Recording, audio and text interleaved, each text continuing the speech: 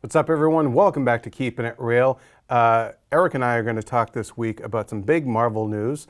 Robert Downey Jr., Iron Man, will be in the rebooted solo film Spider-Man Homecoming. We found that out today. Now, Marvel and Sony had no comment on it, but it's true. By the way, first of all, I thought it was funny when you said big Marvel news this week, because I'm like, isn't that every week now? Yeah. It's the gift that keeps on giving. It's just called Thursday now. It's something that I think there's been speculation about, since they made the deal, Right. and especially as the rumors were forming that, Spider-Man is going to sort of be on Tony's side, which, again, kind of came from the comics anyway in the Civil War story. And the trailer confirmed it. Yeah, and then it was confirmed by the trailer. I think it's great. I think it sounds great. I joked that Sony has to be, high-fiving over the, making this deal with Marvel, because that's almost like the extra solidifying. It's one thing to introduce him in Civil War, and then he goes off to his own movie. It's another thing that his own movie will have this huge sort of validation of the guy showing up, in it, and Tony Stark. Our producer, Kyle, pointed out 15 years ago the idea of you needing to bring in Iron Man to boost Spider-Man's commercial appeal would have been unthought of. That's a very good point. It's amazing that it's going to come full circle. Amazing, you say. Ooh, spectacular pun. I'd say it's invincible. Oh! There you go. That's the ultimate joke right there. We can do this We're all going day. to be doing this all day. So, I mean, the reports didn't know how much screen time Iron Man might have. Yeah. If there are then sequel clauses Yeah. for him to show up in other Spider-Man movies. How much of a role do you think Iron Man will play in Spider-Man Homecoming? I say 3 scenes. Three key scenes. I make that joke, but I do kind of think it will be something like that. Like, I think it'll be more than a Incredible Hulk, there he is for one moment. Yeah. But I think it won't, I don't think they want him to dominate the movie, nor do I think that's what he's committing to. I think, Peter Parker will have his own story, but that, there will be 2 or 3 kind of key scenes with probably Tony Stark. I don't know if we'll ever see him in the armor, maybe very briefly, Oh, I think you want him in the armor for at least one. You want to, but... Here's my guess. Ends with the homecoming dance. Iron Man is there, and it kind of turns into like a Pretty in Pink Weird Science homage. And Tony's out on the dance floor in the Iron Man suit, dancing around with the kids. And now Peter is the coolest kid at school because Iron Man came to his That is school so dance. specific that I hope it happens. I do. I mean, it'd be like, they keep saying it's going to be like a John Hughes movie. Right. Well, Robert Downey was in Pretty in Pink was a John Hughes thing. So. But Robert Downey Jr. wasn't in Pretty in Pink, was he? Wasn't he? No, Spader was. Wasn't he in? He was in one of them. He was in Weird Science. Well, I know he was in Weird Science, but wasn't he one of the just the kids in the background in one of those? I don't think so. No. You might be thinking of Cusack in 16 Candles. Either way, he's going to show up at the damn dance in the Iron Man outfit, and that's your movie. That's your '80s movie right there. We're going to make that happen, like I made Cumberbatch's Doctor Strange happen. I think and I think it's great. It's funny though, as we're talking about how they're going to really go and really dive deep on the high school Peter. It's making me sad. We're so happy that Spidey's part of the MCU now, and they can use these characters. But it does make me sad that they can't use Fantastic Four, because I love the Peter and Johnny Storm dynamic in the comics, and the sort of the sort of brotherly, give each other crap but really love each other thing. And there was some great stuff in the original '60s Spider-Man comics of Human Torch kind of coming by the high school and everyone freaking out with over his him. car and everything. Yeah. So I'm like, oh, they can't have Johnny at the dance. That would be fun. One day. Now, speaking of people not being at the dance, it sounds like Michael Keaton, who last week, as soon as we recorded, we walked out and there's reports that Michael Keaton was up to play the villain in Spider-Man Homecoming. And now today, with the news of Downey, they're saying that Michael Keaton's deal isn't working out and that it's not gonna happen. One, thoughts on Keaton even being in this movie? I mean, to me, you can't divorce yourself, let alone Batman, but Birdman. The whole idea, especially if the villain he was supposedly going to play was Vulture. Yeah. I'm like, it's too much. Like, I can't see any moment where he would have been like, yeah, let me do exactly what I parodied in Birdman. Yeah, it would have been fun, and it would have also been amusing because now J.K. Simmons and Willem Dafoe are both being in Justice League. Right. But it would have been funny to have this sort of swap happening with people from the past. But at the same time, yeah, I agree with you. There's a little bit of, as much as it would have been amusing, if you are Michael Keaton, isn't it a little weird to take the role at this point? Not to say, and I think he's even It's like an SNL skit, but not for a whole movie. Especially if it is Vulture, because I think he even said when he did press for Birdman that he was not saying, I will never do another comic book movie, but at the same time, yeah, I think he's going to have to choose that very carefully. We are in an era where he'll have many other offers to do comic book movies, especially being who he is and the fact that it's kind of a get, to have him appear in some capacity. What do you think about him maybe popping up as Jay Jonah instead? Maybe it'd be less screen time, but... Yeah, I mean, I'd love that. I think that'd be great, actually. Well, it's just funny because... He ran the paper, he ran Spotlight, and now he's going to run here's the the Bugle? thing. In the paper, he was married to Marissa Tomei, who is Aunt May. Yeah. And Robert Downey Hot was Aunt her May. leading man in Only You. So there is the Marissa Tomei connection. The Marissa Tomei connection, which is my favorite suspense novel. It is. And Mickey Rourke and her were in The Wrestler. He was in Iron Man 2. Granted, he's dead, but that's never stopped anybody. You be the character Whiplash, not Mickey Rourke. Not Mickey Rourke. Not Mickey Rourke. God, that's all we need today is one more thing. So, all right. So, do we think the villain is really Vulture? It seems like that's, they've been circling Vulture for many years. So we keep hearing that. And again, it's like one of those things where you hear things enough, you're like, it's probably the truth. And I do see the appeal if you are going with a very young Spider-Man of having...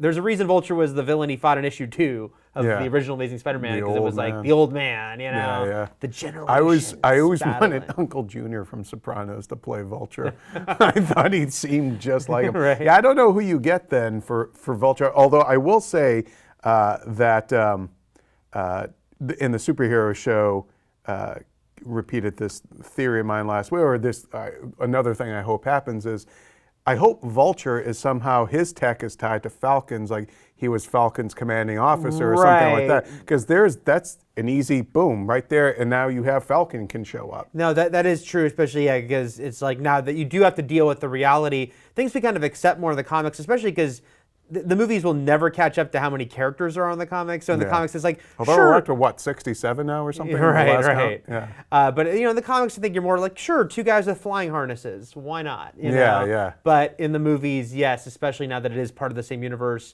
to have there be no mention or explanation or any tie. That's and a good also, idea. Falcon does work as kind of that guy that can bridge it. They used it in Ant-Man, you know? Like, he is kind of a good go-to guy for, like, kind of... interconnecting some of these characters, because he's not too... you don't have to explain why he shows up. He's kind of a free agent. He can do what he wants. And he's got and Mackie, and the character and Mackie playing him as such a great sort of everyman appeal. Yeah. I think that there is something very appealing about bouncing him off, all these other characters, these crazy characters. I mean, even on the set visit, he was talking about, like, and I don't know how much of this got into the final movie. You do. But, like, Falcon. Now Terry and Joshua. I'm the only editor left in this office who hasn't seen this Civil War. But on the set, he was talking about, like, liking to see how Falcon sort of reacts to the Vision and some of these characters that are so out there, because he is just the guy. And also, Mackie's a great promoter. He's a very funny guy at the junket. Oh, yeah. Basically, I could only use one soundbite from the junket, not because he's a bad interview, because he's so jokey that everything that you're asking essentially gets thrown out because he's too busy holding court, which is very fun. But as an interview, it's a little frustrating because you're trying to get, put together a package. And, and he's too big. Mackie being Mackie, he's hilarious. He's great to talk to, a fun guy. Look, I did not use in our coverage, but if you want to find it, it's on some websites. When we all, because it was a bunch of press talking to him together on set, he went into an entire run about Tinder and Grindr that I did not end up including, but some sites did. Well, I think some sites made it like the centerpiece of their coverage. In my interview with him, I do ask him, like, what does Falcon think of Spider-Man? And he just has a jokey bit where he calls him an a-hole and just goes off on it. It was all tongue-in-cheek, but that's the kind of guy he is, and I think he would be, yes, Hollywood, I have two things, a wish list for Spider-Man Homecoming. Iron Man on the dance floor at the very end, school dance, Falcon being tied to Vulture. I think it's completely doable. It's not pie in the sky. No. Any other villains that you would like to see in Spider-Man Homecoming that you think could tie in to it? I know a lot of people want Mysterio. But I was about to say Mysterio, even though it's not even a tie-in as much as I just want to see Mysterio. Like, I love Mysterio. Do they keep the fishbowl? I mean, Mysterio, because Mysterio's backstory, if you go by the comics, would be a completely new idea because it's the whole like, was he a stuntman? It was like he has a Hollywood background. It's an industry background, which we haven't really dealt with in the MCU except for. It'd be funny if he was doing like a movie based on the attack on New York. Right, there you go. And he somehow, it's pretty meta, but they could do it. You know? Of course. I wonder if you could do it like, remember the character that Seth MacFarlane voiced in Hellboy, and he had kind of the gassy stuff in the mask, so you could kind of do it that way. I don't think you're going to get a fishbowl, but, I don't know, because I want that scene where Spider-Man punches through the bowl. That was always so satisfying. I want one scene of that. That's how you work in Mysterio, just a cameo. Let's move on to different Marvel movies here. Infinity War is, now that's still a ways away. Spider-Man Homecoming films this summer. For a release next year, but the writers of Civil War, Marcus and McFeely. Marcus and McFeely, those guys, they've been talking about Thanos because they're scripting Infinity War, and I'm paraphrasing them here, but they did basically say we don't have to make Thanos interesting. I think he actually said that. He doesn't have to make it interesting because they've been kind of seeding it so far. And I kind of bristled at that because I'm like, actually, no, I think you do have to make Thanos interesting. He was interesting when he turned his head at the end of the Avengers, but so right now I feel like the thing is that he's not interesting. They keep mentioning the build-up to him, but I don't think there's much there. Yeah, obviously, yes, he has to be more than a dude in a chair, That's our job. Yeah, exactly. He can't be us. Exactly. Why would he ever do that? We don't even have Infinity Gauntlets, so. Joshua does. Oh, damn, he does. Actually, I do have one, and mine's in the package still. I think they do have to make him interesting because, look, I agree, as someone who loves the MCU overall and thinks they've done such a great job with those movies, I also agree that the villains, a true criticism is that most of the villains have been okay to, Yeah, if you're not Tom Hiddleston, you come up wanting, basically. Yeah, and with so much build up to Thanos, it's like, they need to have it be more than I want to conquer the world or destroy the world. We definitely need to get something interesting on a psychological side if you're going to do 2 movies based around this guy. Right. Especially, I think I guess the way you do that is his whole idea of being in love with Death, who's an actual character.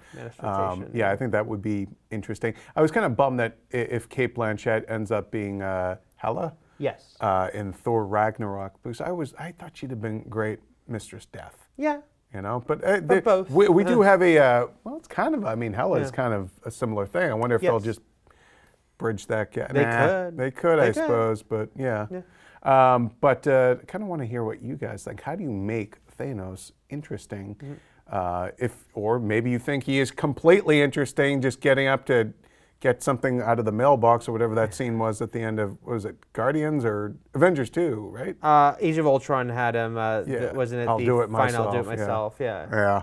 Now, I frankly, I think the biggest thing with Thanos is just going to be how he's going to have like some acolytes that he sends off to fight them. Sure, there'll be scenes of the Avengers actually all trying to take him on, but you're going to need some grunts because let's be honest, you got to sell those action figures. Yeah, but who knows? It could be the mind warped Guardians of the Galaxy initially. Ooh, dude. The first Infinity War 1 could be Guardians versus Avengers. I love that. Yeah. That's a great idea. See, we're all pitching the ideas here today. Yes. We should be in one of those writers' rooms. Oh, which reminds me, damn, I didn't write it down, but there's a big writers' room that they're doing for Paramount. for essentially their shared universe of Transformers, G.I. Joe. Well, they didn't say, they say Transformers isn't included. So, Isn't it? Okay. Yeah, it seems but like, it's G.I. Joe, Mask, ROM. yes. What was the other one? Is it It's the one that's what's it called? Is it Visionaries? Is that the word I'm looking for? Centurions or something like that? Yeah, but they've got a hell of a group of people put together now and they've officially confirmed this.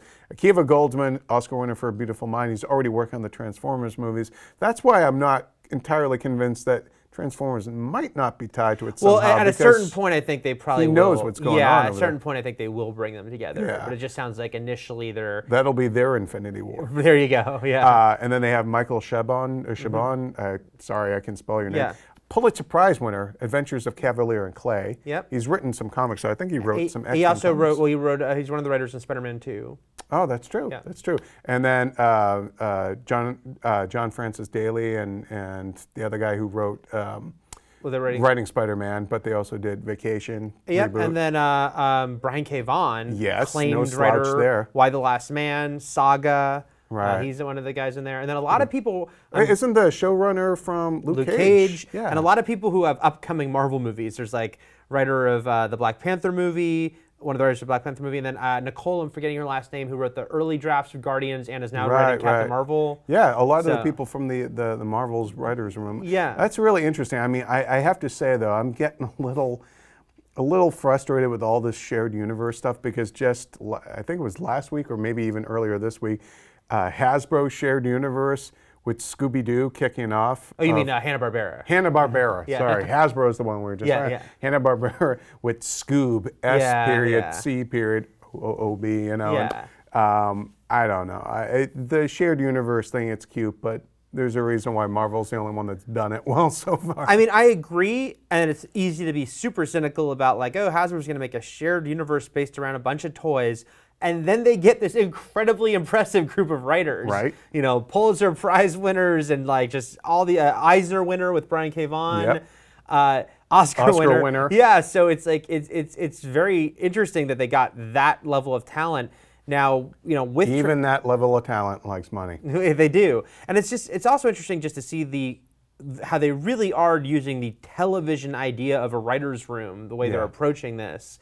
And Akiva Goldsman is working as the showrunner, heading it all up, and that But they it basically is TV, though. Yeah, in a 'cause way, that's what Marvel It's all kind of- interlocking stories. yeah, everyone says Kevin Feige's kind of the showrunner of the Marvel Universe, which is like a huge TV series, you know? Yeah. And that is kind of how it works. And so, yeah, it's just interesting to see that idea being put. I know even Cameron did the same thing with his Avatar sequels, where he brought in all those different writers. Speaking of which, he says he's going to make up to 5. Avatar Yes. 5. Yes. I don't know what beyond more to say about that, but I think a big appeal is going to be China, and we're going to get to that in a little bit. Yeah. A reader email, too, actually. I guess maybe we could segue into it now because a Hollywood Reporter had an article about why, you know, Chinese audiences are actually looking forward to Avatar sequels, and frankly, I mean, at this point, he's making those movies for a broader audience than just America. Yeah, I mean, what I'll say is this. I mean, personally, it's hard to divorce myself from my own personal feelings, and I was kind of indifferent on Avatar as a movie. I do agree it was beautiful and, like, you know, it was worthy of the 3D. It was beautiful on the big screen. Yes. When you see it in Blu-ray, it looks like an animated movie. Right. It's also inarguably the biggest movie ever, the biggest Yes. hit ever. Actual mathematic fact. Yeah. At the same time, of course, it's left no pop culture footprint. It seems very few people are like engaged in Avatar. And the only thing I'll say is the other day I said, look, I am sure you could find people who are like, hey, I loved Avatar. I'm excited for the sequel. I don't know how many people you could say, I loved Avatar. I'm excited for 4 sequels. I mean, that just I seems think Jim Cameron is seems about it. really, really reaching to commit to 4 movies before you've even put out. I mean, unless part you just 2. open up that world entirely and it's just, Avatar is just sort of the overarching kind of brand, if you will, and you're going to follow all these other characters and like almost like a spin-off. Kind of what he implied. Like a shared universe. But he kind of implied that, right? Because he said they were like almost standalone movies that at the end, like the 5th one would kind of... I mean, do you I don't really, know. I can't see Zoe Saldana committing to 4 movies, that's basically the next 8 years of her life. Right, and she's got multiple franchises and a busy career, and kids. and kids. Yeah. So Wait, yeah, she has to have a life, Jim. What do you mean? Please. She has to make Avatar movies. Well, here's a question. A lot of people, as we've brought up, have asked us about why is the Chinese market now such a big deal. Yeah. It's the second biggest market in the world for right now. By next year, it's probably going to be the biggest. Yeah. So we had a couple of people write in. First of all, John wrote in with a question that will kind of segue us into the second email. And John mentioned how in the last show you spoke about the growing market for movies in China and said that it could become the largest market as soon as next year, as I just said again. This made me wonder if China becomes the largest market, might we see more diversity in leading roles? I would think that Hollywood would want to do anything they could to increase their chances of making more money in such a market, but I know that they are going to weigh that versus the U.S. audience as well. I think we will eventually see more of that as the past couple of weeks have shown. And yes, it's a different country, it's Japan, but the whitewashing or the backlash against the casting of white characters and what had been originally an Asian story, the one we're specifically citing here is Ghost in the Shell with Scarlett Johansson, and there had been the reports that they had done visual effects tests on changing the ethnicity of Scarlett Johansson. Did we talk about this last week? No.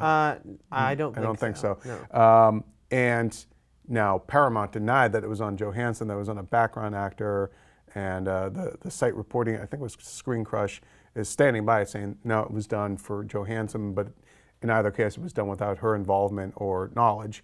I can't see them spending money to change the ethnicity on a background actor. Yeah. When you can hire an Asian background actor. Right, right. So I think the backlash against that might have Hollywood kind of rethinking their casting. However, as the publisher of the manga Ghost in the Shell is based on, said that, by and large, they're not overly upset by it. They kind of understand it from a business point of view. However, clearly fans are still upset. Yeah, it's hard. The cynical side of me also says, hey, if the Chinese market is embracing these big U.S. movies with, by and large, white leads, that the studios might say, we don't need to change anything. It's like they're already so into the stuff that we're doing. But I think you'll see, this is a weird example because it was, as much as I defend Iron Man 3, it was very sort of silly how they threw in a couple of big Chinese stars in tiny roles, Funny you should say that. They did the same thing. Wasn't it Rogue Nation that did the same thing where it's like, like Alec Baldwin has like a woman working for him that I guess is like a huge star, but just like she's just kind of there to be like, well, hey, funny you should bring that up because Jared wrote into us, and Jared was the guy whose email we've cited and Superhero Show cited for. He was the one that went and saw, he's an American living in Beijing for the last 7 years. He saw BVS when it opened up over there, and he was the one that was explaining how Chinese audiences just couldn't understand what was going on in the film because, they're not as attached to or knowledgeable of these characters as anyone else. So when Wonder Woman suddenly starts fighting, they're like, who's female Superman? Right. So he wrote in, thank you so much, Jared. You had a great email. He mentions Iron Man 3 here. So let me just read a bit of his email. I've been in China for 7 years. It's been very interesting experience seeing the culture shift surrounding movies. China's burgeoning economy and growing upper class has allowed the Chinese to spend more money on creature comforts, sorry, that's my Boston slipping out there, one of which being Hollywood movies. Skipping ahead here. As you guys mentioned, the market potential is huge over here, and any business-minded studio will surely be looking to tap this huge market. It's been interesting to see what movies will be chosen over here. In my experience, Chinese moviegoers are fine with being catered to, but it's hit and miss sometimes. Iron Man 3 filmed an additional scene just for Chinese audiences, but it was basically shameless advertising for a milk company, and it got pretty ridiculed on social media. During a fight in Transformers 4, Optimus flew over the mountains surrounding Hong Kong and ended up near a pretty famous landmark in another province of China. American audiences probably didn't notice, but what that meant geographically is equivalent to Optimus starting in Miami, Florida, going over a hill and ending up at Mount Rushmore. Sounds about right for that series. Yeah, exactly. The geographical distances were laughable, and the Chinese audience made fun of that pretty heavily. It'll be interesting to see how much Hollywood continues to pay homage to the Middle Kingdom in order to be selected as a movie that will release here and make money here. He says also an interesting thing about Russia as well, because Russia and China Russia, the wall may have come down in East Berlin and communism technically fell, but it's still pretty popular over there. So he says Iron Man 2 cast Russia in a pretty negative light, and China censored the word Russia anytime it was spoken. Instead of hearing Russia, it was just a garbled noise. My Chinese friends didn't notice, but to an English speaker, it was pretty clearly garbled. Will we see fewer movies with Russian or Chinese villains? Will Hollywood studios encourage filmmakers to be more aware of how the Chinese audience might react to certain things and tweak their movies as a result? And he goes on to kind of talk about how, there's no way Deadpool, which didn't open in China, he came over to the States and he saw Deadpool while he was over here, and he's like, there's no way that movie would have played in China. Yeah. It wouldn't have gone over even if it did play there. So, Jared, thank you so much for your email and for listening. And keep sending us your observations from being an American moviegoer in China. I think it's really fascinating. And it's my favorite John Landis movie, American Moviegoer in China. Yeah, it's better than American Werewolf in Paris. Yes, we know it that is. much. So thank you, Jared, for that. I think it's really fascinating to kind of see this sea change in the way that Hollywood has to adapt. Yeah. I mean, they're getting hit on all sides. We just had CinemaCon with the screening room business that was going on there. It's Sean Parker basically trying to do a glorified VOD business for like, hey, drop $50 and you can watch this movie at home.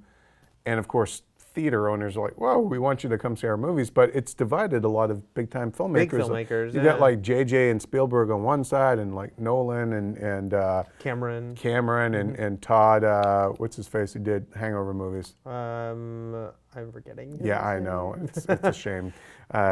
Sorry, Todd. But yeah, it's just Hollywood really at this point, it's fighting to survive. So it's, it doesn't want to end up the music industry in the 90s. Yeah, and it's just interesting. You're just seeing this shift where, like the Transformers 4 and Pirates 4, which I think both made sort of discernibly less than previous installments in America, yet we're still like, billion-dollar hits worldwide because markets like China especially. Resident Evil movies, too, have been smart to that. I mean, they put Li Bingbing in before I think a lot of movies started, trying to cater more to the Chinese audience. So, yeah. Yeah, so you're definitely going to see. I mean, and these are these giant tentpole movies we're talking about here. Yeah. But that's more and more what we're getting. I don't think you're going to see like a movie like Spotlight where it's like quick. Yeah. Right.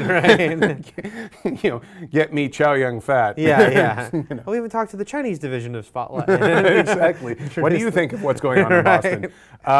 Let's move on from that. But I do want to say one movie that did better in China than it did in the States was Terminator Genesis. Yep. And this week, Emilia Clarke told, I believe, Coming Soon, that no, she's not doing any more Terminator Genesis movies, no more sequels, nothing, which pretty much to me would put the nail in the coffin of that franchise, or at least that iteration. Right, I think, and because I do remember like last summer when it was a bomb in the U.S., did okay in some overseas markets, And then China was a huge hit, and they said if a sequel happens, it's going to be because of China at this point, and that's happening more and more. And they've put it on hiatus as they Right. rethink it. But Paramount took the sequels, which they had scheduled for release, off their release slate, and now Emilia Clarke saying this. It sounds like, I'm sure we'll get some quote from Arnold like, "No, it'll happen, and we're gonna make it happen." Yeah, I don't know. Again, it's so was strange. my People said this when it came out, but yeah, just the fact that we've now had 3 Terminator movies in a row that were supposed to sort of launch They were all reboots in a way. reboots that were supposed to like launch new trilogies, and none of them did. And it's just, guys, I think it's time maybe it's to end time to stop and just let people love the first 2 movies. And just be thankful for that chapter in your life. Yeah. Yes. Let's talk about Rita Repulsa. Now, Power Rangers movie is, I think it's almost done filming, but they released the first image this week of Elizabeth Banks as Rita Repulsa. Image, A yes. controversial image. Now, let's talk about that controversy, because not only is she very plainly different from the original Rita Repulsa from the shows, both in ethnicity, but also in just her costume. Yes. So I don't know if you want to address that portion of it. I mean, I might be an outlier amongst IGN, I don't know, but I didn't care at all. Like, to me, they were never going to give her that exact costume, first and foremost because of the boob cones, which were one of the most funniest things of the fact that this was a Japanese show that was, then adapted to America, is if you look at that costume and she has these like crazy, like Madonna Vogue era, like cone bra, that they kind of just ignore, but it's there, and it was on a kids show. That wasn't happening, in this movie. And to me, I'm still so amused by Elizabeth Banks playing this role, and I think she'll be so fun. She can really bring the camp. I mean, if you saw her as Effie in Hunger Games, I'm expecting it's going to be more of that. Me too. And so if the Power Rangers look like the Power Rangers, that's great, and they should. We want them to be recognizably Power Rangers when you see them. If they're all wearing black leather or black military suits, that would be a problem. So they dress like it's Divergent. Yeah. But if they're, I wonder if they'll look like Iron Man, though, or something like that. Have a more techie. I think there's going to be even the 1995 movie, if you look at the costumes in that movie, were different than the TV show, where they were more armored. They weren't just spandex, and they had sort of the armored plating. They actually look kind of cool. Oddly, I just saw 2 of those costumes from the movie at Disney World. They're at the Planet Hollywood at Hollywood Studios at Disney World on display. But so them changing her doesn't bother me. I'm more like, oh man, that looks like Elizabeth Banks is going to have a ball in that role. And I will say, guys, that's a very green costume with a lot of gold on it. Who wears green with gold in Power Rangers? It's pretty important that they might want to set up for a sequel. A leprechaun? Yes, the Leprechaun, or Tommy Oliver. So I don't think it's a hard leap to see sort of what they might be doing there, taking the villain who was already associated with that very popular character and maybe making it a little more sort of direct. All right. I never watched Power Rangers. I was already a grown up by the time that thing came along. I was too. I had no excuse.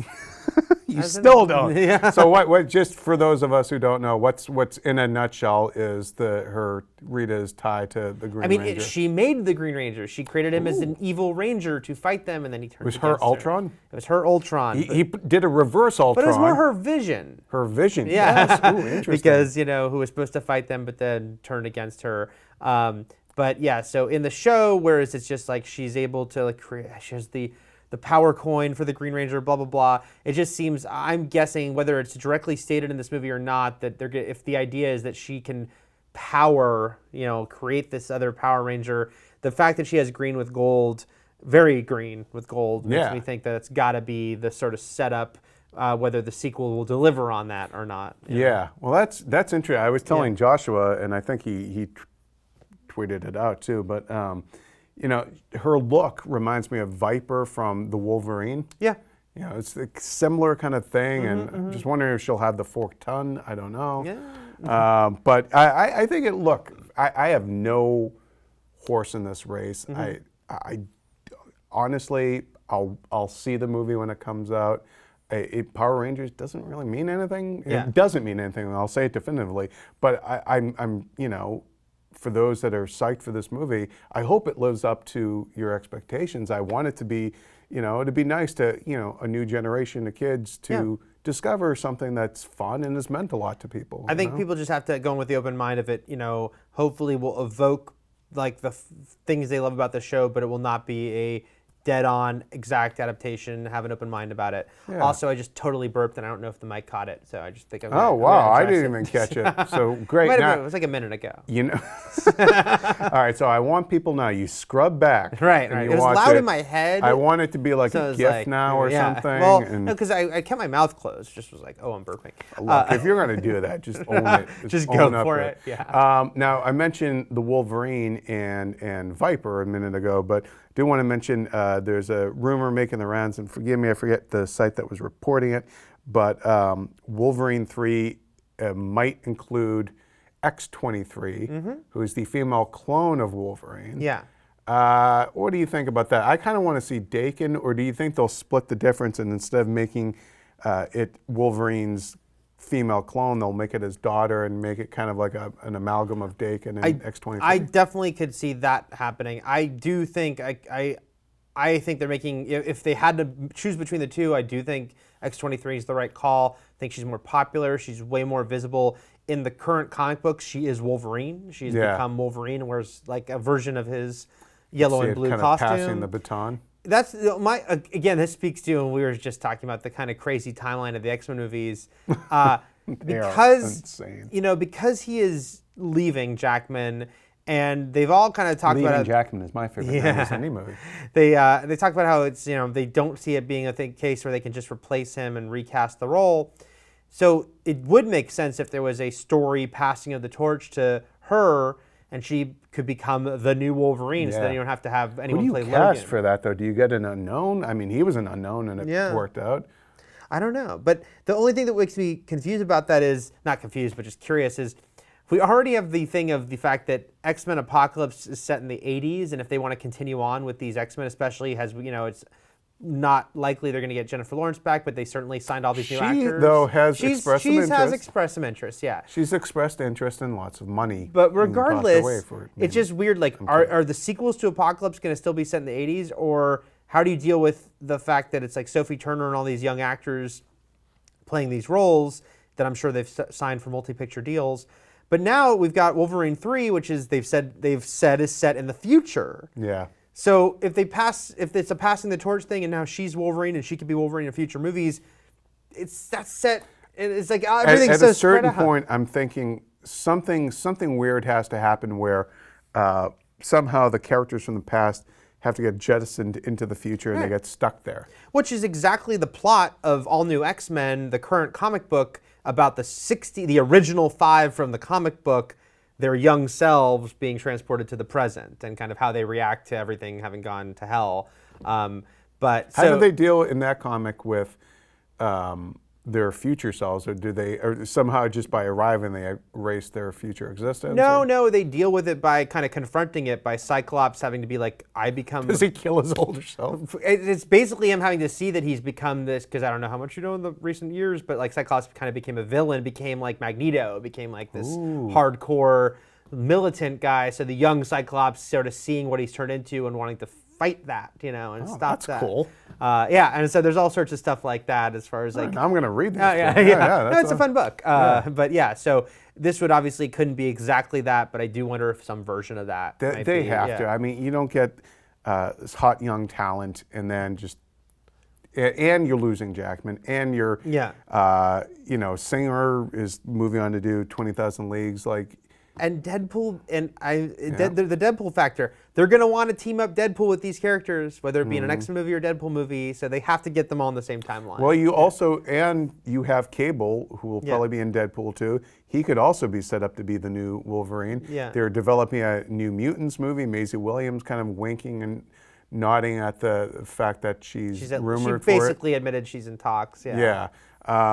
So I think whoever you cast as Cable could be looking at being that bridge between the Deadpool universe, if you will. I know it's the same universe, and the X-Men stuff. So you're casting for essentially the new Wolverine, and then if you bring in X-23, you're kind of splitting the difference there too, because you're continuing the Wolverine name. Yes. But you don't have to. It's up to this other guy to kind of essentially be the Jackman grizzled father figure. Right. You know. And no one has to have the burden of like taking over the role of Logan, you know. I don't see that happening. And just Yeah. like what Marvel has been saying Yeah. about no one else, I think they've essentially said no one else is going to play Iron Man. Right, You right. know, I think you just retire the character either by killing them off, or they just go on a long vacation and you don't see them. You know, I don't see the MCU recasting anyone that isn't War Machine. Wait, who else did they recast? They recast Banner? War Machine and Banner. Yeah, Yeah, Bruce Banner, War Machine, and I feel like there might be one other character, but I'm blanking on who. Yeah. Yeah. Fandral. Yes. Yes. There we go. Let's move on from that. We've talked about pretty much everything on that page. Hey, what'd you think of that Jason Bourne trailer, by the way? Oh, I thought it was cool. Although I need, especially with this huge gap since the last time we've seen Jason Bourne in a movie, I hope we get. I mean, yes, she kind of has what's such a tagline. Julia Stiles has the you might remember everything, but you don't know everything. Thanks for telling me 10 years later. Right. Yeah, I know. Like that would have been helpful. You've been hanging out with me. We've had many adventures together. Exactly. Oh, you know that whole thing. Shit, I told you. So I know it's a teaser, but I do hope we get sort of a more plot-heavy one soon, because I do hope that there is a kind of cool hook for it. I mean, because I love the Bourne movies. They're great. At the same time, it was funny watching this trailer because it's like, okay, Bourne's awesome, but there's still... I was saying earlier today that doesn't it seem like every Bourne movie has the "it's Jason Bourne" moment? Yeah, It's like every movie has that scene where someone's like looking at a computer and goes, "It's Jason Bourne." He's caught on a surveillance camera. Right. And I do think it's kind of funny that Tommy Lee Jones is the villain in this movie. I'm assuming he's the latest government suit to be. It seems like he might not be the straight up villain. But you know what's funny? Yeah. He essentially played one of the guys who created Captain America, who is a super soldier. Jason Bourne, essentially a super soldier. One's out of time, and the other one is, a similar kind of lost soul, if you will. I just think Tommy Lee Jones might be the key to actual super soldier programs. I thought you were going to say to linking... Just small soldiers. To linking the Bourne universe with the MCU. That's how it all goes together. I mean, that's how you can get Hulk in there, since they have Universal has that. Just saying. I've pitched you my idea of the franchise that Universal has to make happen. Fast and Furious meets The Purge, and it's basically Dom and the gang have to get whoever out of town the night of The Purge happening. So it's like the mashup of The Purge and the Fast and Furious franchise. See, the mega Universal crossover I want is Fast and Furious and Jurassic Park, because I want Dom and the gang to have to fight dinosaurs. Furious Park. That's right. It's the dinosaurs are loose. And Fast and Furious. Yeah, the dinosaurs are loose, and only the street racers can stop them. Oh my God, that would be awesome. That has to be the future of this franchise, just mashing them up with existing things, or they say we jumped the shark, and then here comes Jaws. Can't you see the Jurassic Park / World logo with the skeleton of the T-Rex, but then it's a tire around it, circling? Come on. I love it. This is awesome. We want to hear your guys' your guys' Fast and Furious franchise mashups. I think that would be a lot of fun. Try to keep it in Universal if you can. Yes, if you can. Yes. They no longer have King Kong, so we did lose that. Yeah. Oh, wait, do they, or wait? They're not making... Warner Brothers has it because it's Godzilla. They're not making the Skull Island one. Although they still have all the theme. They're opening a new Kong thing at Universal Orlando this year. Yeah. So it's still... Because there's Kong that Netflix cartoon now, too. Yeah. There's a lot of Little Kong or whatever. Yeah. Kid Kong. Kid Kong. Yeah. Magnificent Seven trailer this week, too. That's pretty friggin' cool. I thought that looked super fun. And I think if you're going to try, again, it's... If you're not Tarantino, selling a Western these days is always an uphill battle. But, Denzel, Chris Pratt, the tone Antoine of it. Fuqua, the director. Yeah. I mean, Ethan Hawke, who's had so many hits now in the past decade, Yeah, and Equalizer. Look, Fuqua and Denzel, teamed up for Training Day, and Equalizer, which I was convinced it's going to bomb, but it was a big hit. Yep. You're going to make a sequel. Get two of the Newton boys. Two of the Newton boys in this. Yeah, Vincent D'Onofrio is in there too. Byung-Hun Lee, right? He's in there too. And it's a far more diverse kind of Magnificent Seven this time. But I like Peter Sarsgaard as the the villain because he's like, wait, how many men? You know? Yeah, yeah. And he just seems like he actually has a mustache that he could twirl if need be, you know? And Chris Pratt, like, playing the Chris Pratt role in a Wild West setting, it just works. Like, you watch the trailer, you're like, yeah, that's going to be really fun. Yeah, it's Star-Lord in the Old West. Yeah, I liked Denzel's kind of rockin' sideburns and stuff in there. You know, and before people get, like, all up in arms that they're remaking Magnificent Seven, because it's a classic, it's a great movie. Just remind you, maybe you don't know this, but they made a string of crappy sequels to Magnificent Seven with many of the same casts. You know, it wasn't sacred Hollywood's then. never been precious about these things. I mean, it wasn't considered sacred then. So remaking it, you know, it's not that. I don't think it's that much of a sin. You know, so let's before we get to some sad news, we're going to talk about Jungle Book and the big success of Disney's latest live-action version of an animated movie of theirs. Of course, Jungle Book is the Rudyard Kipling story, so it's public domain.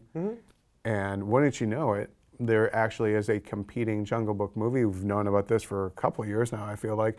And it's Jungle Book Origins. Warner Brothers, Andy Serkis, Gollum, King Kong, Snoke, and Caesar from Planet of the Apes, doing a motion caption version of it. Now, that has been pushed to 2018, but they're still going to make it. In fact, Alfonso Cuarón is coming aboard to kind of lend a hand on there. Do they pull the plug on this movie? I mean, Jungle Book, the Disney Favreau one, $103 million opening. They're already making a sequel. And the reviews are so good. The audience response is so good. The visual effects are good. And I haven't seen the movie yet. I've seen it this weekend. You'll but love it. I hear nothing but good things about it. And I have to say, you know, and you and I both, I think, we were skeptical that it would be so successful because the other movies that Disney had done that were kind of based on their old animated movies had all been sort of princess-based. Yeah. Alice in Wonderland, I know, isn't a princess, but it still had the Burton Depp of it all. Yeah. And it just seemed like those were a little more pre-sold than Jungle Book, which, you know, is a beloved movie, but not on the same scale. Well, that has all these stars, but they're in voice roles, and the whole movie relies on this little kid who had never acted before, and he's great. Yeah, you know, and then the reviews started to come in, and they were so positive. And then you heard that they were developing a sequel before it even opened. And Warner Brothers moved back the release date of their movie before it even opened because it seemed like you could kind of sense, in the couple weeks before it opened, suddenly it shifted. Yeah. It's like, no, this is going to be a huge movie. Yeah. So everything went right with this movie. And I don't know, it seems crazy to me that Warner Brothers is still going to do their other Jungle Book movie. Like, you're not going to win in that situation. Well, I mean, with 2018, they thought, well, it's going to be, reportedly, it will be a darker version of Jungle Book. That right there is a strike because, yes, the stories are, you know, have darkness in them. And I will say that the Favreau version, and, you know, Terry caught a lot of flack for this, for saying that too intense for some kids, but she's right. It is too intense for some kids. There is some sequences there that, like, my sister, I have a 6-year-old niece, like, should I bring her? And I'm like, you know what? I don't think so. I think maybe, you know, wait a little while. But yeah, it's not as kid-friendly as people think. Right. But, you know, I think going even darker with it, and, you know, Serkis has a great cast lined up for it. He's got Christian Bale as Bagheera. He has Cate Blanchett as Kaa, whereas, you know, Scarlett Johansson does it in the Favreau one. Benedict Cumberbatch as Shere Khan. I mean, he's got a great cast, but I think you just pull the plug on it. It's not worth it because by the time that movie comes out, they could already be hyping the sequel. Yeah, for this one. if they fast track the sequel, that's the thing. It's like, yeah, do you want to be caught in the wake of, you know, I was at this Disney World press event this week. They just announced like a new nighttime Jungle Book show at Animal Kingdom. It's like Disney, you know, we know Disney is very good at working off their successes. So Jungle Book is now a huge brand for them in a way it's never been. Yeah. They're going to go big on it. And so anything Warner Brothers releases now, it's going to have to be in the shadow of that, even if it's a great movie. We're not saying it's going to be a bad movie. It could be a great movie. But they put out Pan, which was clearly like trying to make you think it was the Disney Peter Pan one. And that was a huge flop. I don't, why would you throw good money after bad at that Yeah. point. Also, the word Arjun's being in the title to me is poison. It's pretty horrible. Like The word Arjun means nothing unless you're a geek. Yeah, and it's not. It's a tainted word in so far. Your origin is tainted. Yeah. Tainted by Wolverine. Go see a doctor about when that happens. So I don't know. It's right now they're not pulling the plug. They're hiring Alfonso Cuarón in this strange sort of consultant role. But what do you call it if you don't call it Jungle Book? I think maybe you just call it Mowgli's. Something Mowgli, with one of the Mowgli. characters' names. Yeah. And then it's poised to remain the #1 movie this coming weekend. It's opening up against the Snow White and the Huntsman sequel, Huntsman: Winter's War, which I've reviewed for the site, and I'll embed it in the article for this. But it's not good. Huntsman: Winter's War, and there's an example of a movie poaching from Disney and trying to be all cutesy about it. And basically, Emily Blunt plays Elsa from Frozen, and Jessica Chastain plays Merida from Brave. Yep. They're not called that, but Jessica Chastain is a curly redhead with a Scottish accent who's masterful at bow and arrow, at archery. And then, Elsa is Elsa, essentially, Freya, and she's freezing everything, and she even has a sister relationship. And it was such a shameless kind of poaching of, yes, I know Elsa is basically Snow Queen, Hans Christian Andersen, but in a Hollywood studio mind and in an audience mind, that's not what you're not thinking Hans Christian Andersen. No. You're thinking the movie that made $1 billion. Yes. Yeah. So I just, God, it was so shameless, and it's not an awful movie, but it's just so blah. And it's completely non. It has no reason to exist. Yeah, and I mean I haven't seen it, but just the fact that the movie even was made is so kind of okay because it made money, but it wasn't a giant. It was kind of like a Terminator Genesis. Kristen Stewart's not in this movie. Yeah, it's kind of like a Terminator Genesis situation, although really it's like Pacific Rim, which they both came out about a year apart, and they both made about the same amount, like 400 million worldwide. That just got them a sequel, Yeah. But you have to wonder how they'll actually do, and I think already Huntsman is not doing Yeah, well Huntsman overseas. is shaping up to be the first big flop of this coming season. Yeah. Essentially, we're kind of in the summer movie season, but it doesn't really kick off until Civil War opens May 6th in the States and April 29th in the UK and AU, I think. But it's gonna bomb. It's a $100 and something million movie, and it's gonna open at a fifth of that. It's just that unless it makes money overseas. Maybe, but it's right now. I know it's not doing great overseas. Where it opened in some markets, but Yeah. it's just those things where there has to be a bit of reading the tea leaves involved, and you look at something like say Superman Returns, which made money, made about the same as Batman Begins, but clearly Warner Brothers could read the room and were like, yeah, we're not going to do a sequel to this. And sometimes that's what you got to do. It's like you got to have to look and be like, okay, Snow White and the Huntsman made some money, but was it so well received that now people are going to be psyched to see another one? I also think it's another black eye for Chris Hemsworth. I mean, it he's is, had unfortunately. In the Heart of the Sea, big flop. Black Cat, big flop. They're both the two among the two biggest flops of 2015. Now he's got this. Probably only one more Thor movie in there. What does he need to do to get his career mojo back? Fargo. Fargo season 3. No, I don't know. I don't know. I mean, but you. I want to see him as Flash Gordon, maybe. And I think Hemsworth is a charming guy, but he is sort of like even physically, he's like this big strapping guy that's not kind of. He's not the kind of guy that you can just. That was the funny thing in Black Cat where it was like. He's a hacker, and it's like, Yeah, and even when he tried to poke fun at his own image with Vacation, I mean, that movie didn't really do well either, so yeah. Although I liked it. Yeah. I think it's underrated. But yeah, I don't know. Hemsworth, it is unfortunate for him that, all his non-Thor projects, and the one that was a big hit was Snow White and the Huntsman, but now it doesn't look like the sequel, And a lot of that, too, was, Kristen Stewart was right around, Twilight, so.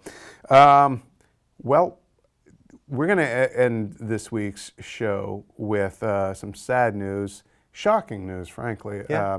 Prince died. Music icon Prince, also a filmmaker. He was 57 years old.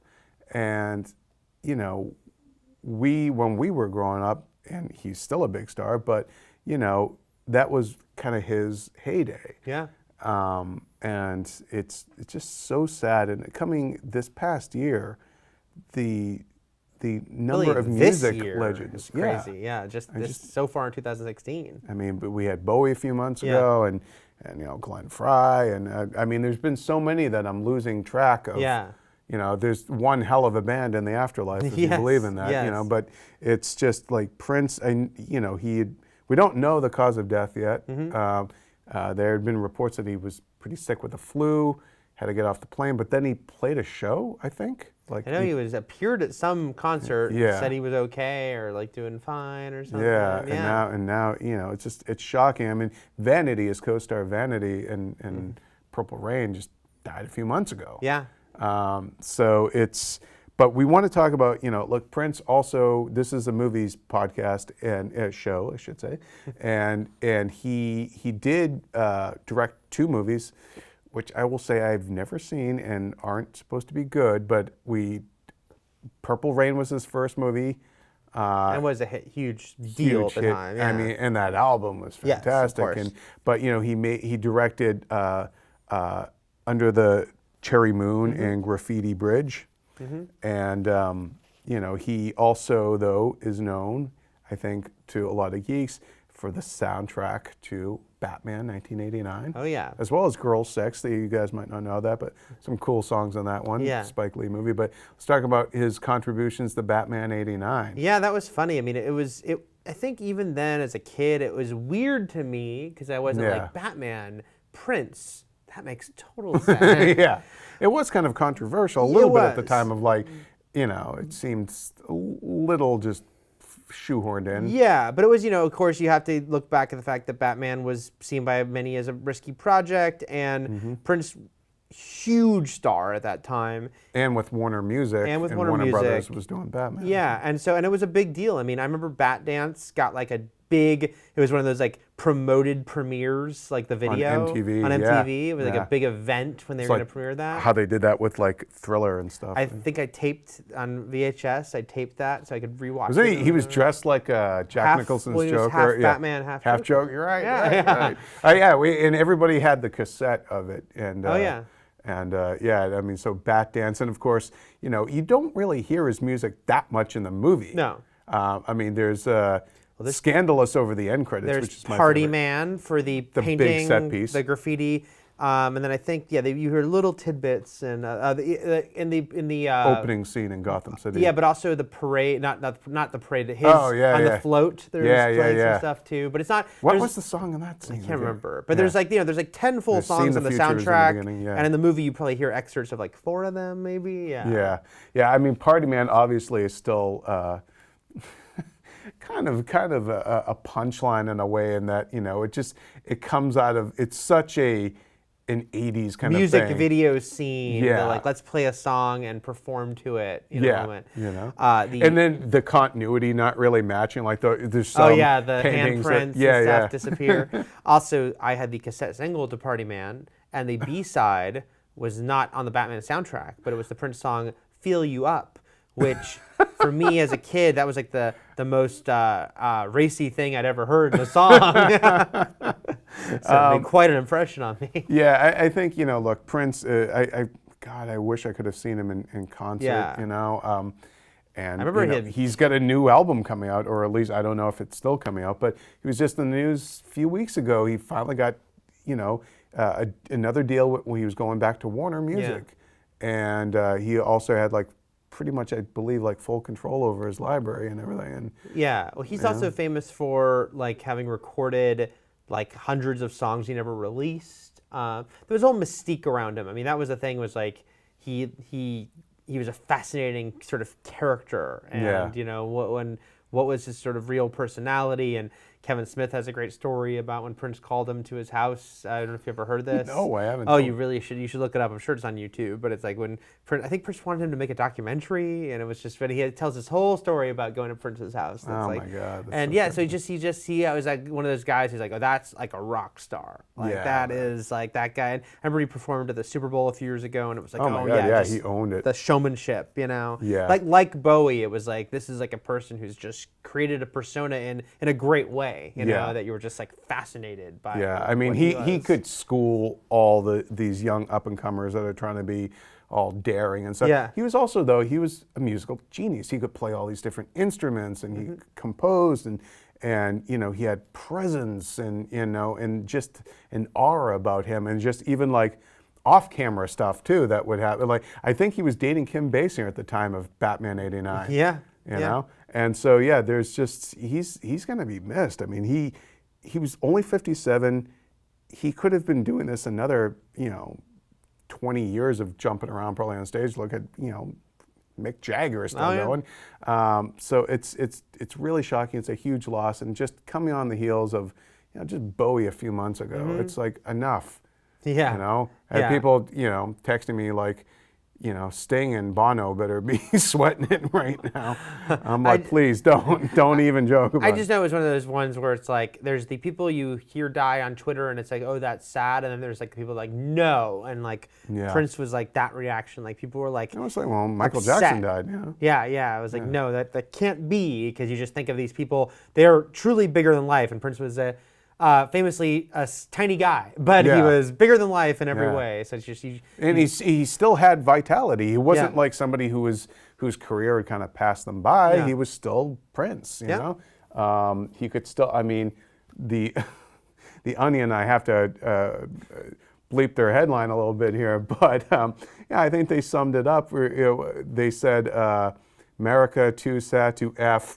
Even though that's what Prince would have wanted. Right. And I'm like, it pretty much sums it up. So want to know your thoughts about Prince, what he meant to you. Have you ever seen his movies? What did you think of his soundtrack to Batman? Let us know what movies you're going to go see this weekend. Send us all your thoughts, your reader email at keepinitreal@ign.com. Check out IGN's video on all different platforms, whether it's mobile, Xbox, PS4, Roku, The Mind. The Minds, on Twitter at the Eric Goldman, at Jim Vavida. Terry is out of town, so that's why she wasn't on this week, but hopefully maybe next week she'll be on. And for all things movies, keep it here on IGN.